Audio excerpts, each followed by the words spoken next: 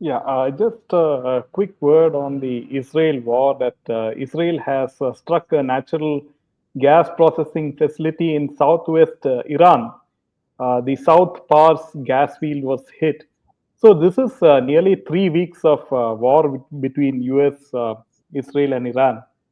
Do you see Trump has any definitive exit strategy, or does he have any strategy as of now? The quick answer to your question is when Donald Trump carried out that bombing on 28th of February 2026, neither did he have any strategy at that point in time, nor does he have any strategy now. So he's in such a bind. In fact, if you have time, I have shared one article with your mother. You may like to read that. One article was published, my article only, on 21st, 7 days prior to the bombing on Iran, the supreme leader and those senior leaders. Every word to a fault has been predicted very accurately. The whole story, the way it is said clearly in that article that Donald Trump has unfortunately been trapped by Netanyahu. He will find it very difficult to exit. He's in such a binding. If he goes out, it will be very embarrassing. And if he doesn't come in to carry out clearance of Strait of Hormuz, again it is embarrassing. Why he is not coming in is because the Strait of Hormuz is laid with mines. Mines are of different types, over the surface, under the surface, and at the bed, at the river or the ocean bed. Okay, there are different types. The ones which are floating on water or under the water surface, some of them they have that contact fuse. Once they contact a vessel passing by, the cost of those mines is just $500. $500 mine and one destroyer, let's say, one vessel, a destroyer has got gun systems, it will be having a helicopter, it will have ammunition, it will have logistics. Okay, so so one destroyer will be costing minimum, I'm saying, is $4 billion. An aircraft carrier at the time of its building, let's say Abraham Lincoln, may have been around $2 to $3 billion whenever it was built, 60s or 70s, as per the cost factor. But now, if you convert that into the present rate, it is anything between 16 to $18 billion. So, whole machine or the platform is going to go bust with only one mine, $500 to how many? 16 or $18 billion. That is the fear.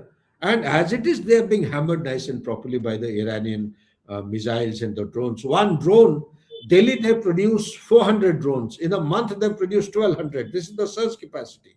And this is kamikaze, they call it Shahid 136. Shahid series has got number of varieties. They have got 136, they have got 138, they have got 238. 238 has got a range of 4,000 kilometers. Its navigation system is different. Its load carrying capacity is different.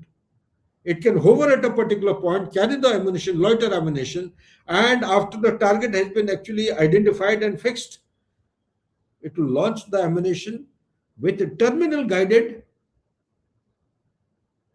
warhead. The terminal guidance is coming from the satellites. Who's the satellite which is giving to Iran? It is the Chinese Baidu satellite. So on one hand, you have a thing costing around $20,000. In order to neutralize this particular drone, okay, they have to use minimum one missile. One missile costs 4 million.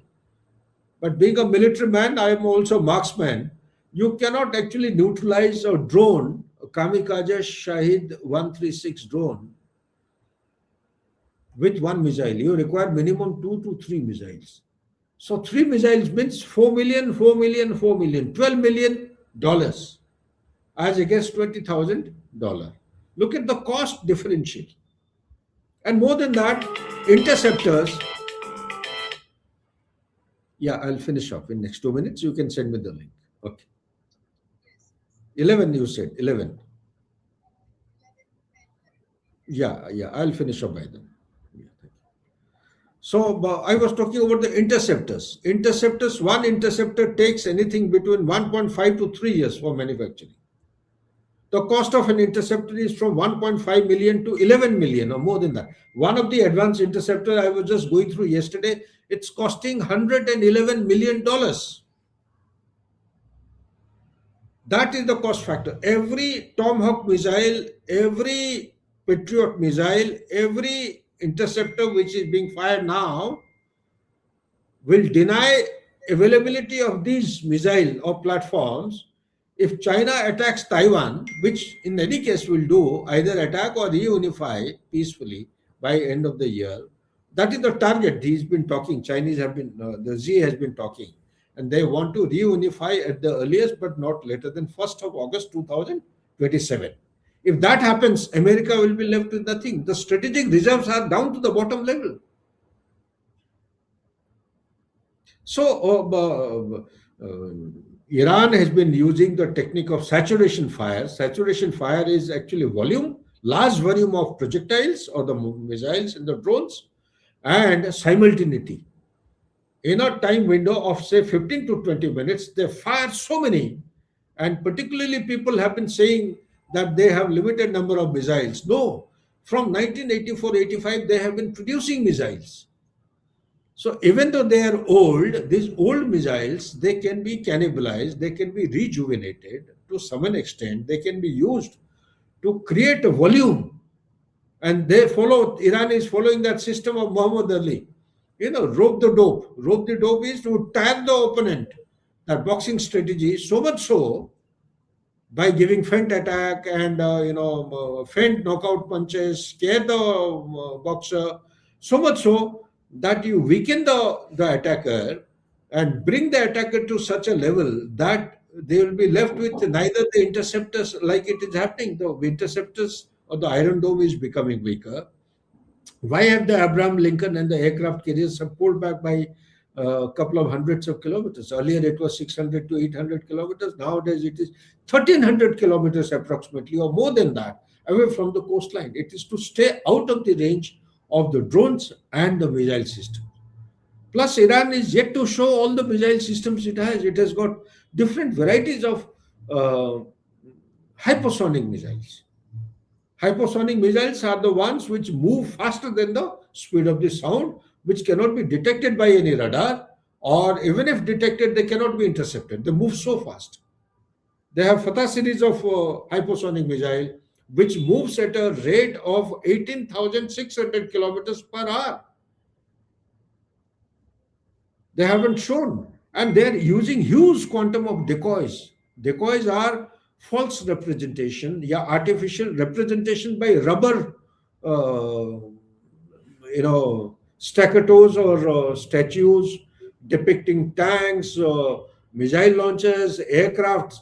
So, for all you know, Israelis and Americans, they may be feeling that they are hitting and destroying the military capability of Iran, but they may be hitting out the rubberized kind of display of all these equipments and the aircrafts. So therefore, to discount the capability will tantamount to underestimating Iran's real strength. It will be fair to give them their due. It's based on a kind of a structure, decentralized structure, which they have been preparing for past 20, 25 years. And they have 31 provinces. They are autonomous organization. They have political authority in each province. They have cleric authority. They have authority for the IRGC, and they have been tasked that they will defend that piece of land or that province to the hilt. They don't have to fall back to any authority, any commander for orders. They know that they have to defend the nation, use their discretion. So they have actually followed a cobweb system, a web, a spider web. If one thread of the web is actually breaking, yeah, one joint is breaking, doesn't mean the complete web is going to collapse. No, only that thread will be broken. That is the model which they are following, and they have that lineup of succession. I understand that Ali Jani has been killed, then the security person, another guy, Baji's formation commander has been killed, IRGC commander has been killed. Three, four people have been killed in last 48 hours or 24 hours. If this is the way they go, well, then how long is it going to last? Iran is going to be pushed to a corner that they may take recourse to very serious things like blockade of Strait of Hormuz. It is happening for the first time. I don't think they ever blocked it as effectively as they are doing now. Also, we have the Marines, 2,500 Marine Corps troops of USA. They are getting closer to Iran. And for all you know, they may be planning an attack. They have already hit the military bases or the deployment areas of Kharg Island. Kharg Island is the island which produces more than 90% of the oil which is exported by Iran. From Iran, China buys close to 90% or more of oil every day. Kharg is the island where the oil facilities, oil producing facilities have not been hit by America. However, the deployment areas have been evacuated. So they may be wanting to take Kharg. Kharg Island is around 430 kilometers northwest of Strait of Hormuz. And to guard Hormuz, they have mines, they have got the coastal batteries, they have got the tunneling system. It is very difficult to actually either sanitize or capture Strait of Hormuz. So therefore, they retain the capability or the ability to block it for longer time and spike the rate of the crude. Crude has gone up from $72.67 per barrel to 107 in just 3 weeks' time. And if the conflict continues like this for another month or two, then the price is going to go beyond $200 per barrel. If that be the kind of price, it will affect not only the food, the fertilizer, and also it will affect the fuel as well. Once the fuel, fertilizer, and food are becoming expensive, if fertilizer charges go up, then the cost of food production will go up. If the cost of food production goes up, then the cost of living will go up. Same goes for the fuel. If fuel is going up, the transportation cost is going up. So this is how it is going to impact in a very serious manner. And therefore, in my opinion, this conflict will go on because the self esteem of Iran has been not hurt, totally destroyed and decimated. And if their leadership continue to be subjected to such kind of assassination, well, they'll be left with no option but to continue firing at the next level of targets. Next level of targets are the energy targets, oil rigs. Next level will be survival targets like the desalination plant. They don't have drinking water available. So they take seawater to desalinate. Once the desalination plants are hit, they will have nowhere to go. There is no potable water to drink there. So it's becoming very critical, and therefore it is to be handled with care. And unless, because knowing the flip flop nature of Donald Trump, my gut feeling is he's coming under excessive pressure domestically. And at some point in time, he will have a notion of victory created by himself that I have achieved whatever I wanted to achieve, pull back. Let Israel look after hereafter, and depending on their philosophy, their doctrine. So I'm getting a feeling that he will take this course because as long as their troops continue to stay in the base, the military bases, and they continue to attack Iran, Iran has openly said that once they are attacked, they will be left with no option but to fire back. And that is what they are firing at Qatar, they are firing at the other provinces, other nation states in the region. So, in my opinion, it will continue because they have lost trust and faith in Donald Trump and USA. Twice it has happened when the talks were in progress, they were attacked. So, which country is going to take USA seriously? These are my personal views. Things can change because in international relations, you never know. Some country may take extra initiative, like Russia. Russia is the only country which is benefiting the maximum. The attention has been shifted, focus is shifted here. Number two, the oil market has started booming. It is selling oil at $100 a barrel. Earlier, it used to sell for $60. That was the cap price. So it is $100 a barrel.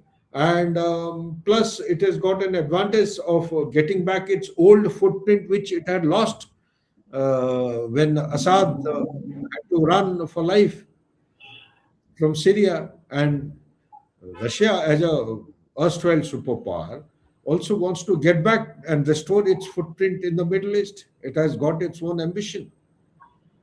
So these are the issues which are playing in my mind, and I feel that it will continue for a long time until unless these people, country like Russia and China, they make meaningful, uh, s- take meaningful steps, and they are playing around with the name of India. I strongly recommend that India should not get into this navigating the complex situation. Brokering peace in such kind of complex situation is very, very difficult and challenging.